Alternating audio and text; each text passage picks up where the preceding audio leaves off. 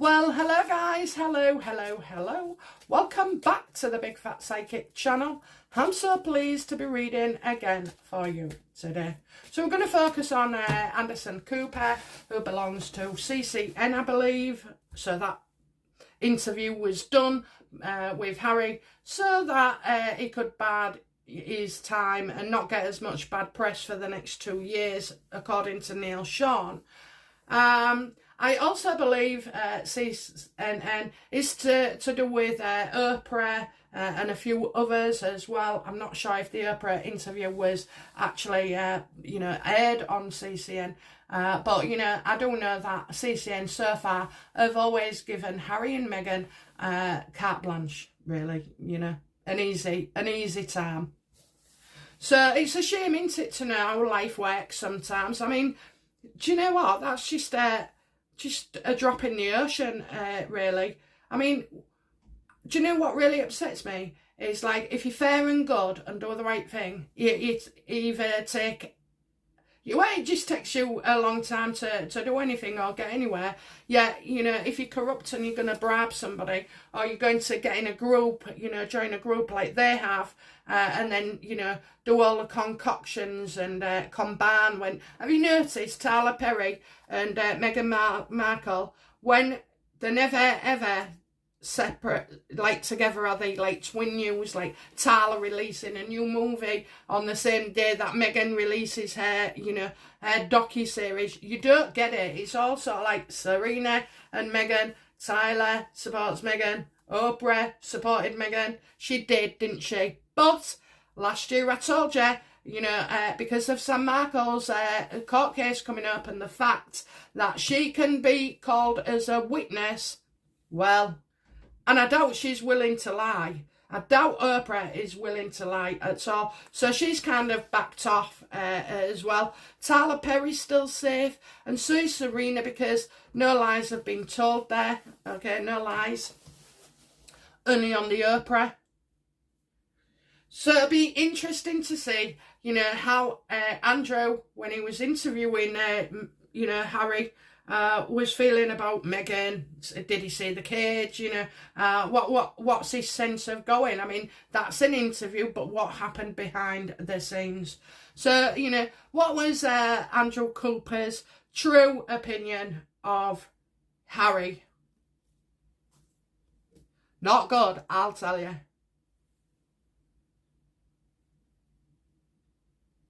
Well, I have to say, Andrew Cooper was made to feel on a knife's edge. He was on edge all the way through, because Harry had to stick to the script. So Andrew sometimes corrected him. He also sees, Harry in a negative light. I feel like he thought he was quite angry for, that Harry has a lot of problems as well, and nervous anxiety. He gets, nervous, especially with Meghan breathing down his back, which in turn, this wasn't a pleasant experience for Andrew Cooper at all. It wasn't to witness Harry, and it certainly made him feel uncomfortable too. I think the word no came in a lot. No, you can't do that. No, you can't ask this. I think, in the end, Andrew was sat there thinking, well, what can I ask him? What can I ask him that's meaty? How did, Andrew feel about Meghan? Another bad card.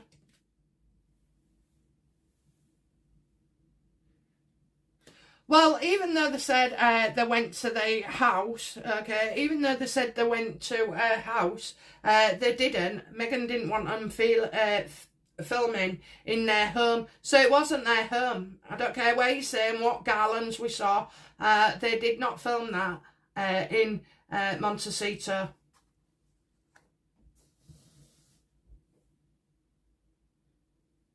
Do you think she could be, having all the renovations done and then, like, filming it, Because she kept us away from the kids and brought them out for the docu-series.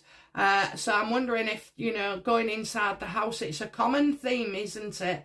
A common theme that we're never allowed. Well, if you're allowed to see the staff, the kids, and you see the staff because they're all, you know, quite a lot of them are to do with Archewell or whatever it is.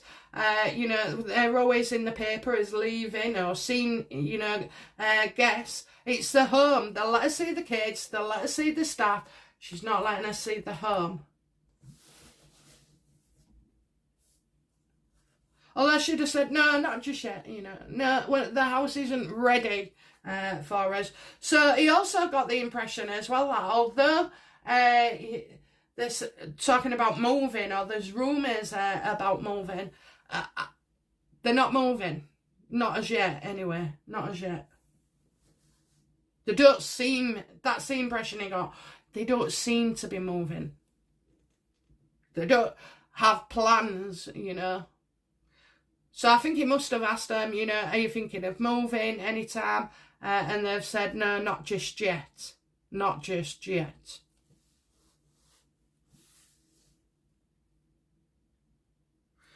What obstacles or challenges did Anderson Cooper, sorry guys. Yeah, what did Anderson feel about... What was the challenges? Okay, what was the downside of the interview for Anderson? That Megan was there, you know, and there was another woman as well. I don't know if Megan was actually there, and there's another woman making him do the script. You know, I'm getting a blonde-haired woman here, so I do feel like there was somebody else's presence there. And she kept telling him what to do. She kept telling him what to do. So, you know, this could be Megan. I don't know, you know. I'm not seeing it. Megan is like the Queen of Swords reverse to me.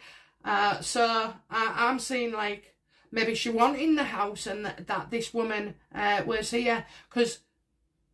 Maybe Megan was actually at home. Let's ask, you know, did Megan attend this interview? You know, was she in the presence of Harry and Anderson throughout this interview? No, she didn't want to do it. She didn't want to do it, okay? She didn't want to do it. 2 cards, yeah, she had help. Definitely somebody helping her. And somebody who was paid as well. So no, she wasn't actually there, but a blonde woman was. A blonde woman who is paid handsomely. She had help, okay?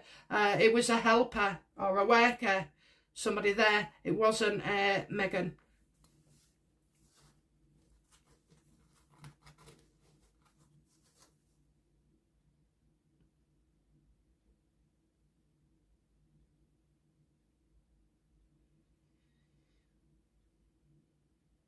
I think it would have taken a hell of a lot longer to get through this interview, to produce it, if Megan had have been there, because, you know, you've got falsities here. You've got that she can't rely on him, so he needed watching. That Harry can skip from one thing to another, which means contradiction.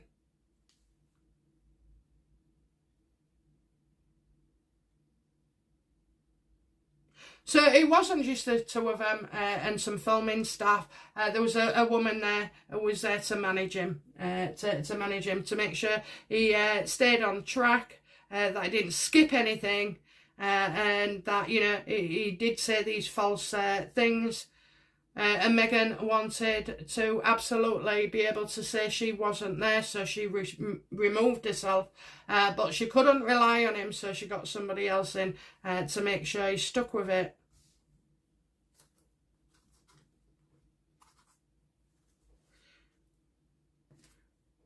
Who is the person here? Is this person Doria? Nope. She wasn't there neither. Right, so it's definitely a member of staff with blonde hair who was there. So, we'll have to have a look who they work for. Anyway, okay, so that was his thing. So what did when Anderson Cooper left Harry, how did Anderson feel about him? You know, how did Anderson feel when he left Harry?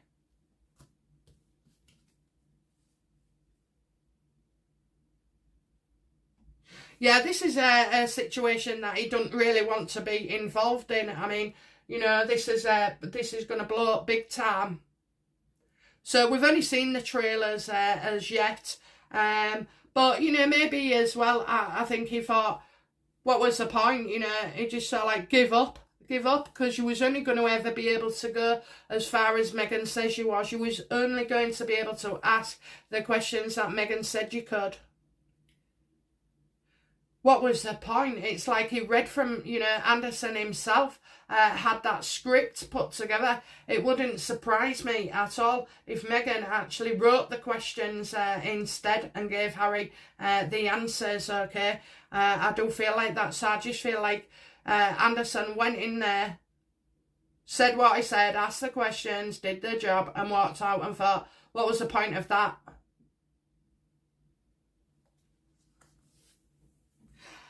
I know he's, you know, I mean, it's if you can't know, Anderson could not know that, you know, wherever Harry and Meghan fear to tread, there's going to be an issue, okay? So I think Anderson is sort of like prepared for that, but at least it gets his name out, you know, it gets his name out, and he'll get a run up as well, being able to discuss on CCN, you know, what it was like to interview Prince Harry, you know, and it's all bollocks really. It's just a script, and it is far from the truthful situation as what's gone on.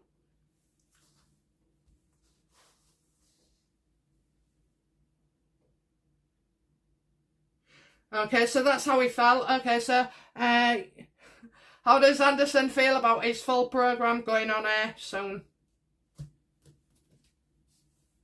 Yeah, you know, for him it'll pay off. He did the job, you know, he did the job. Some may say he did it well or he didn't, given the fact that he was limited with the words. I think there's a book coming for him as well. So maybe this is a push for Anderson to get, you know, fame and glory by writing books, you know, as well. I'm getting a book he wants to promote. So it may be about something to do with his work, or it could be a work and a sideline, okay, as if he's a writer or something. I get him writing.